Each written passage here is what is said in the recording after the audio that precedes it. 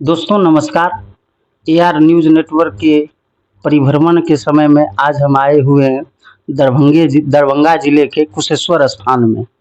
और कुशेश्वर स्थान स्थित यहाँ पर एक दिल्ली पब्लिक स्कूल है। ये जगह खलासीन कहलाता है। यहाँ पर हमारे एक मित्र हैं, अमित सर नाम हुआ। आज हम उनसे हम लोगों के आने पर और इनके अंदर इस पर जो इनका वक्तव्य होगा, इस पर हम लोग इनसे इनके विचार को जानने का प्रयास करेंगे। Amit sir. AR news network के सभी दर्शकों को सबसे पहले मेरा नमस्कार। और आज बड़ी सौभाग्य की बात है कि मेरे आवास पर मेरे परम मित्र राजू जी, अतुल सर और निशांत सर का आगमन हुआ है। वैसे ये कुशेश्वर धाम जो है वो बाबा की नगरी है और कहीं न कहीं यहाँ पर हम सबों का मिलना उन्हीं की कृपा है। और मैंने कि जैसा बहुत पहले से मैं एआर नेटवर्क से जुड़ा हुआ हूँ, चूँकि मुझे लगता है कि आज जो मीडिया का जो रोल है वो कहीं न कहीं जिनके बागडोर में है, जिनके हाथों में है, वो बिल्कुल ख़त्म हो चुका है। और ऐसे में मैं बराबर देख रहा हूँ कि आप ऐसे जगहों पर जाते हैं जहाँ वाक़ई उन जगह को जानने की आवश्यकता है लोगों को। कुशेश्वर धाम के बारे में किन्हीं को कहने की कोई आवश्यकता नहीं है, चूँकि ये जो सेकंड देवघर इसको आप कह सकते हैं। लाखों की संख्या में श्रद्धालु यहाँ आते हैं।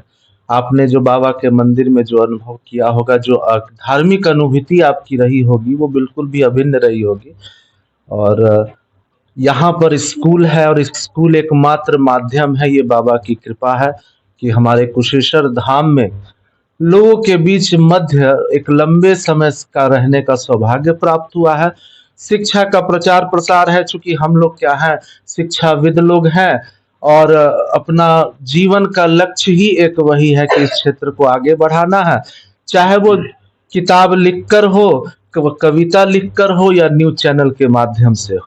जी, हम सर आपसे यह भी विचार जानना चाहेंगे, चूँकि आप यहाँ एक प्रधानाध्यापक के रूप में एक लंबे समय से कार्यरत हैं। तो प्रधानाध्यापक होने के नाते हमारा बिहार राज्य जो शिक्षा के क्षेत्र में अंतिम पायदान पर यह खड़ा है। हालाँकि सरकार शिक्षा को बढ़ावा देने के लिए बहुत सारे प्रयासों को कर रही है। आप सर शिक्षा के क्षेत्र में एक प्रधानाध्यापक होने के नाते किन बदलावों को लाने का उम्मीद रखते हैं?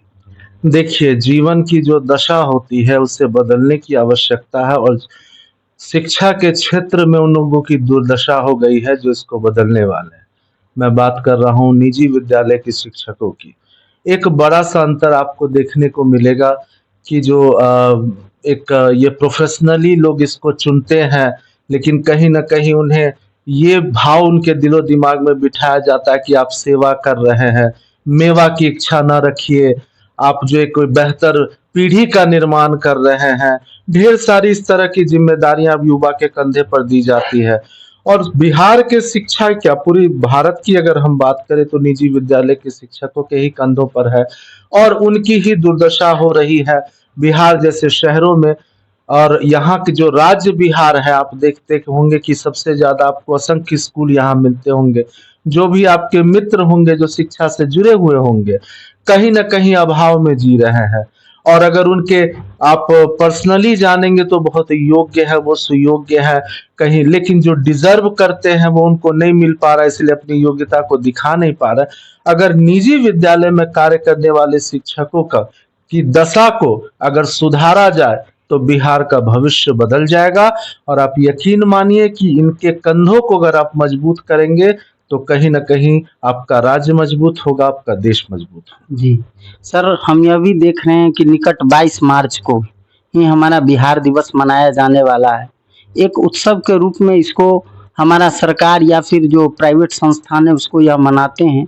लेकिन बिहार दिवस को मनाने को लेकर हमें निश्चित रूप से हम अपनी जो भावना है बिहार के प्रति सकारात्मक विचारों के साथ इस दिवस को मनाया जाना चाहिए। सर आप कैसे चाहेंगे कि बिहार दिवस को इस बार मनाया जाए? चूँकि सबसे पहले तो हम लोग युवा हैं और हमें अपनी मिट्टी से बहुत प्यार है। भावनात्मक ये बहुत खुशी की बात है कि उत्सव की एक आयोजन हो रहा है। जगह-जगह लोग उत्साहित होकर शामिल हो रहे हैं। लेकिन उत्सव का यह मतलब होता है कि अगर रोज़गार, शिक्षा इन चीज़ों पर लोगों को सम्मानित किया जाए, इन सब चीजों को बढ़ावा दिया जाए। बिहार दिवस पर शिक्षा का मुख्य थीम रखा जाए और इसके दिशा में लोगों काम अगर सरकार करेगी, रोजगार के अवसर उपलब्ध कराएगी। चूंकि आपके पास रोजगार रहेगा, आपके पास ऑटोमेटिक आप ऐसे चीजों को, उसे उत्सवों को जो है हर्षोल्लास के साथ मनाएंगे। नहीं तो किंचित मात्र भी आपके दिमाग में नहीं रहेगा कि यह एक उत्सव आपके लिए, हाँ एक आयोजन है, करोड़ों रुपए खर्च किए जाते हैं, लेकिन उस आयोजन में क्या उपलब्धि दिखाई जाती है? तो उपलब्धि ये होनी चाहिए कि युवा को रोजगार मिले और हर घर का बच्चा जो है उसको शिक्षा का अधिकार मिले, अच्छे से अच्छे विद्यालय में वो पढ़े, आने वाला समय में उसे रोजगार मिले। यही हम लोगों की इच्छा है। मैं बिहार दिवस पर सभी लोगों का ढेर सारा जो है मैं उनका अभिवादन करता हूं और उनको यही कामना करता हूं कि अब बिहार दिवस में शारीरिक रूप से नहीं, हर एक बिहार की जनता जो है मानसिक तौर पर भी सम्मिलित हो। जी, बहुत अच्छा सर। सर से हम इनके विचारों को जानने का प्रयास किए और सर हमारे news channel AR news network में अपना समय, कीमती समय देने के लिए सर बहुत-बहुत धन्यवाद। दोस्तों, इसी तरह से हमारा अगला प्रयास किसी और जगह के लिए होगा। अगर हमारा यह एपिसोड आपको पसंद आया हो तो एआर न्यूज़ नेटवर्क चैनल को सब्सक्राइब ज़रूर करें और हमारे फेसबुक पेज को ज़रूर फॉलो करें। धन्यवाद सर। धन्यवाद।